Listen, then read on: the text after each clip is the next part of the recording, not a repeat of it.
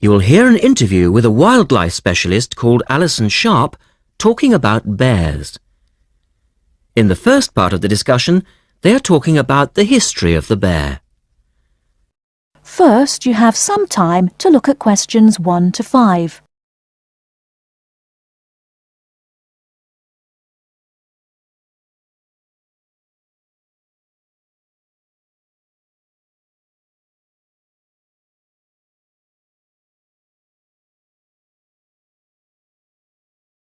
And in particular, bears in danger of extinction.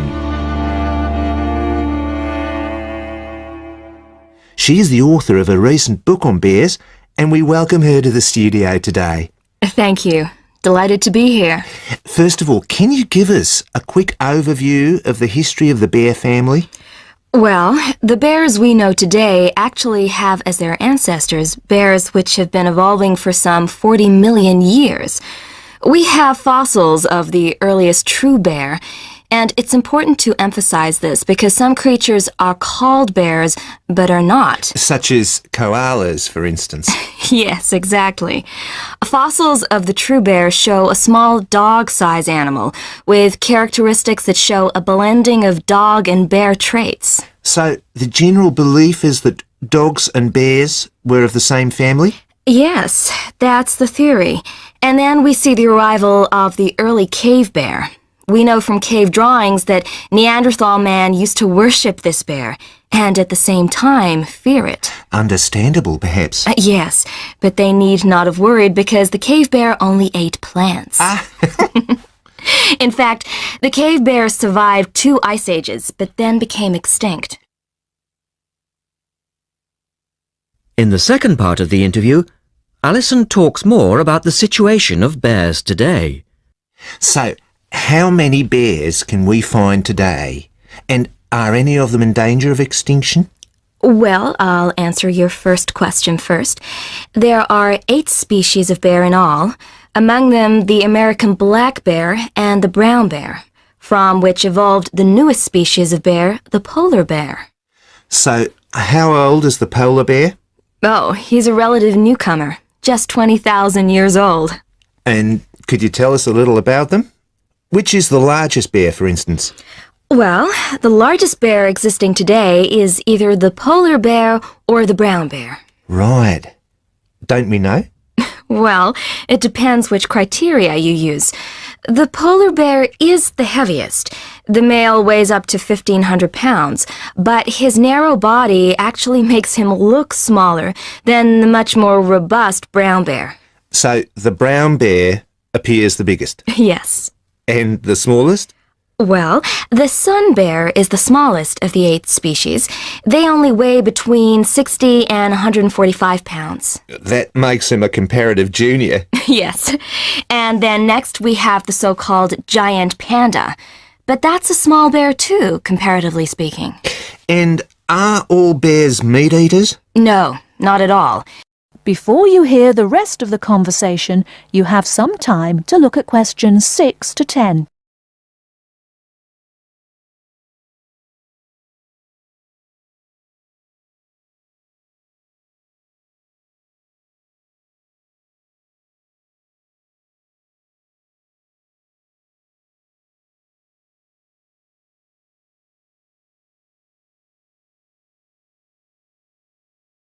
Now listen and answer questions 6 to 10.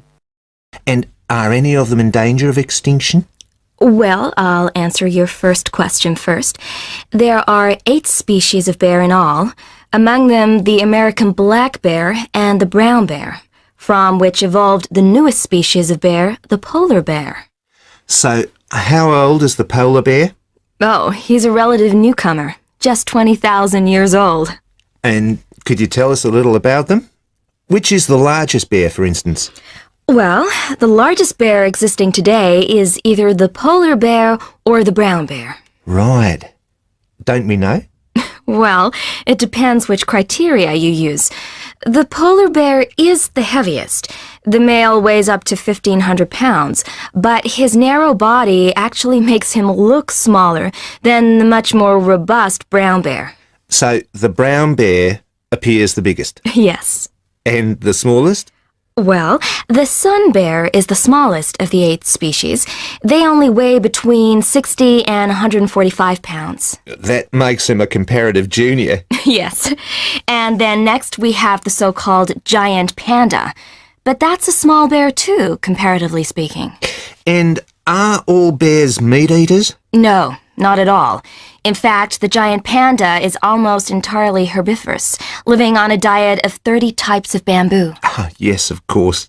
Pandas are famous for that. And another interesting bear is the sloth bear, which eats insects, particularly termites. He can turn his mouth into a tube and suck the insects out of their nests. So, going back to my second question, are bears really in danger of extinction? Yes, indeed, they are. The sun bear in particular, as they've been hunted almost out of existence. And the habitat of the panda is also being reduced on a daily basis. Can anything be done to reduce the threat to these endangered species? I know, for instance, that it's very hard to breed bears in captivity. Yes. Well, I think that by raising people's awareness generally, we can reduce conflict between humans and animals, to stop the slaughter in parts of the world where bears are still hunted, supposedly in self-defense or to protect livestock, but often quite unnecessarily. And we can also encourage governments to preserve the natural environment of the bear, rather than allow the areas where they live to be systematically destroyed in the name of progress. Yes, of course. And in addition to these global efforts, all profits from the sale of my book will go toward the United Nations Bear Protection Program. That's wonderful. And with the news coming up, thank you for your time, Alison, and best of luck with the book. Thank you very much. That is the end of section 1. You now have half a minute to check your answers.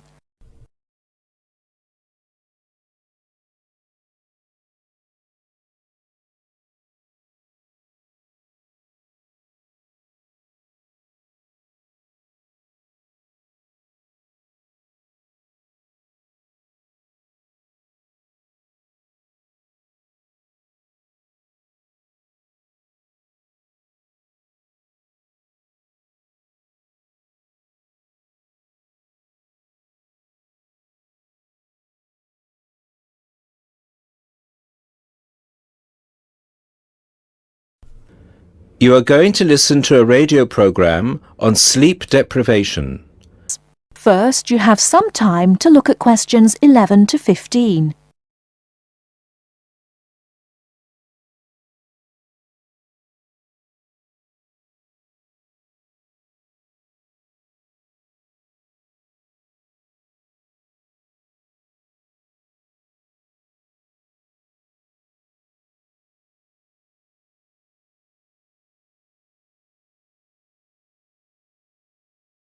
Now, listen carefully and answer questions 11 to 15. With us in the studio today are Dr. Peter Collins, a senior lecturer in the Department of Psychology at the University of Chicago, and Helen Gardner, the author of the book Deep Sleep. They've come to our studio to discuss the effects of sleep deprivation and also give some tips to the sleep deprived on how to deal with the problem. Welcome to the studio, Helen and Peter. Now, Peter, what are the reasons for sleep deprivation and how can it affect our lives? Well, the research into sleep deprivation started in the late 50s and has been going on ever since. Many researchers link sleep deprivation with electricity, television and computers, which have enabled humans to work 24/7. Before electricity was invented, people's body clocks were synchronized with the sun's schedule, and the average time they spent sleeping was 8 to 9 hours a night. By 1975, that average was down to 7 hours. And today 1/3 of us sleep less than 6 hours a day. This leads to a condition called chronic sleep deprivation, which basically means going for extended periods of time with less sleep than your body needs. chronic sleep deprivation can cause a variety of physical and psychological problems. At its most basic level, loss of sleep can make us more irritable and less efficient, and can affect long-term memory and concentration, which can result in more accidents.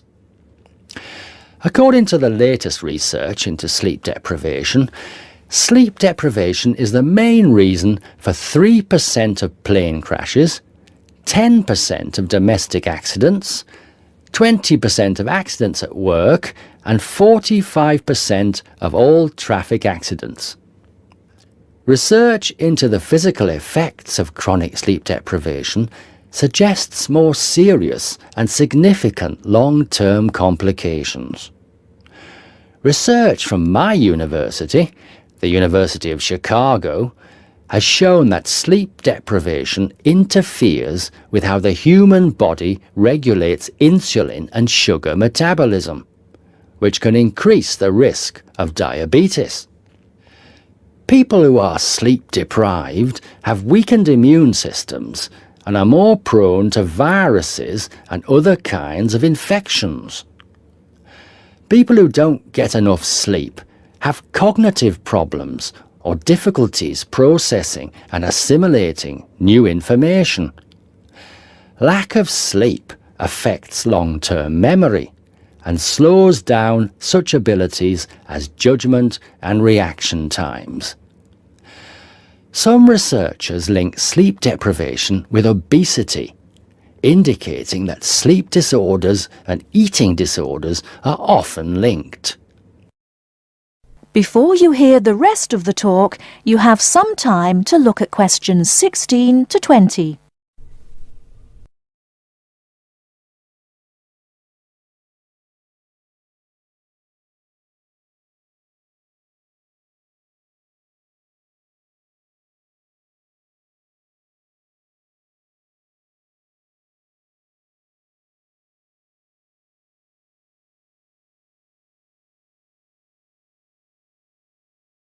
Now listen and answer questions 16 to 20.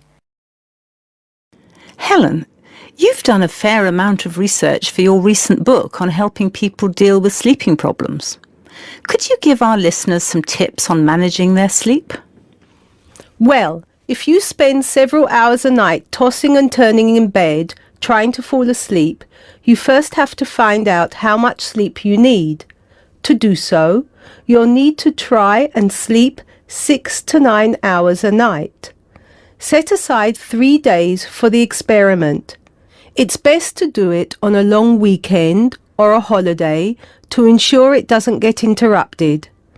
During the experiment, you should go to bed at the same time every night and give yourself 6, 7, 8 or 9 hours of sleep.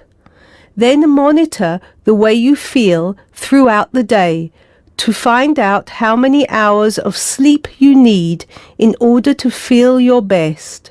Once you find out how much sleep you need, you can work on improving the quality of your sleep.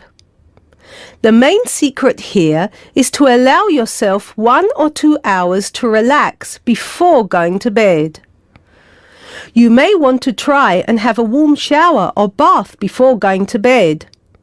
Doing some quiet activities such as reading or filing can help some people relax.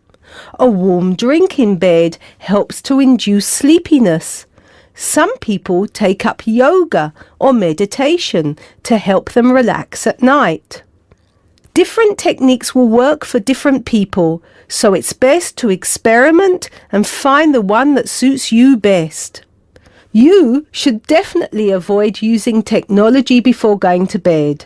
Activities such as playing video games, watching TV, and others which require you to use your attention can stop you from falling asleep. Avoid eating before going to bed. A late dinner can disrupt your sleep. Not only is going to bed with a heavy stomach bad for digestion and can make you overweight, but it can also keep you awake for hours. Caffeine-rich drinks can increase your heart rate, which can stop you from falling asleep. Energy drinks also have the same effect on your body. You should avoid drinking these at night. The same goes for vigorous physical exercise such as weightlifting or working out on a treadmill. In many cases, you can reset your body clock and make it tick for you by changing your lifestyle. If your sleep deprivation is severe, it's always best to seek professional advice and get an appointment with your doctor, who might prescribe you sleeping pills. Thank you, Helen. We'll be back after the break and we'll be answering questions we've received from our listeners.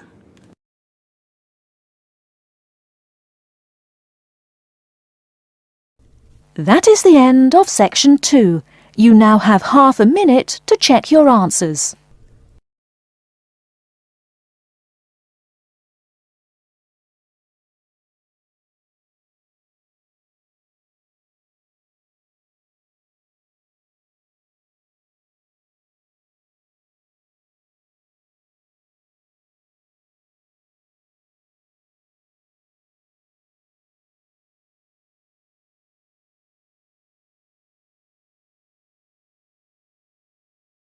You will hear a salesman giving information to house owners about an alarm system.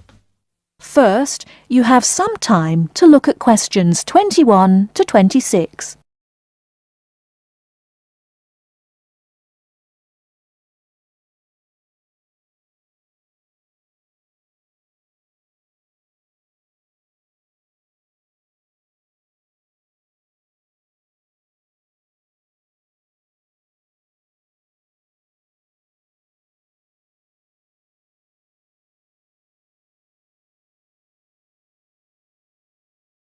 Now listen carefully and answer questions 21 to 26.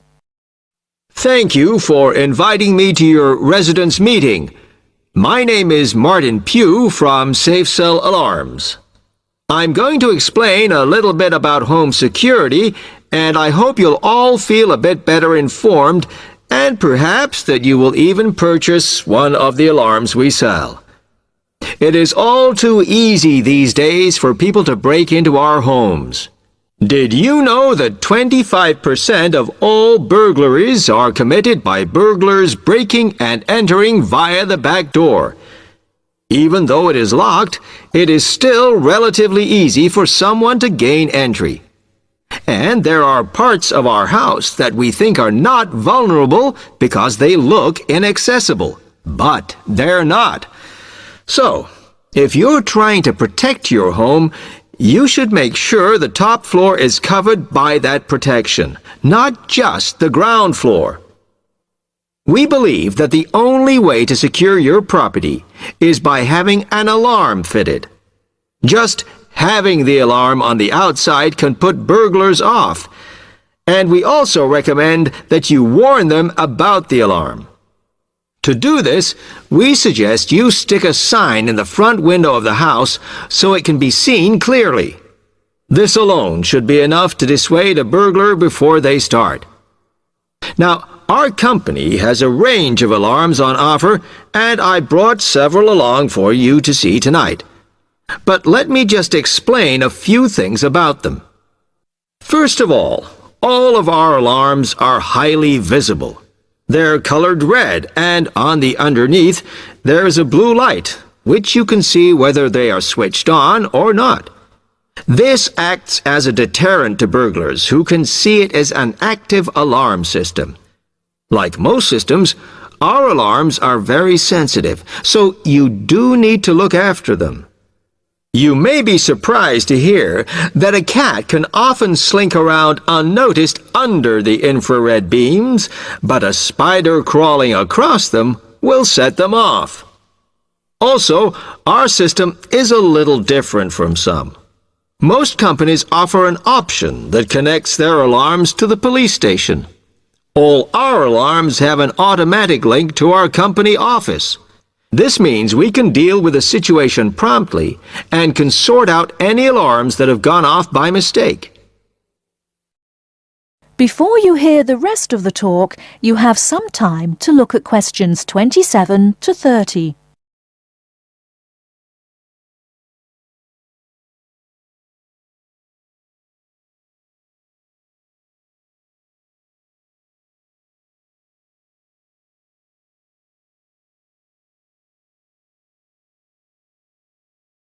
Now listen and answer questions 27 to 30. Okay, let me tell you about the installation of our alarms. Later on, I'll show you some house plans and diagrams of how the alarms operate, but you don't have to worry about them being intrusive, as we normally put them in hallways rather than individual rooms. The diagrams show you how the beams work to cover the whole house in this way. Oh, one small thing while I remember is don't leave your security code in your house. A lot of people keep it in the kitchen or their study, but we suggest you leave it with a neighbor so that if there is a break-in, the burglars can switch the system off. Now, regarding the practical aspects of installation, I know that many of you are out all day, and I'm afraid we don't install the alarms at weekends. But we do offer a service where we can fit the alarm system in the evenings for you. But we do charge a little bit extra for that. Finally, we do offer a range of systems, so I suggest you look at the leaflets on our prices. And please don't be put off from investing in a more sophisticated system to protect your home, as we do allow you to set up a monthly payment if it's too much in one go. Okay, now if you'd like to come forward.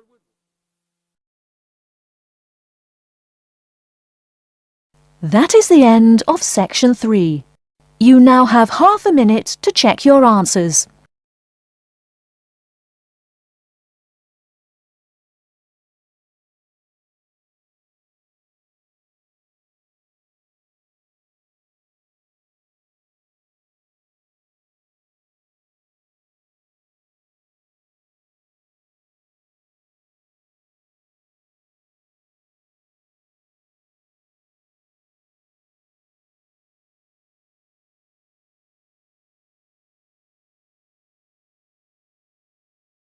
First, you have some time to look at questions 31 to 40.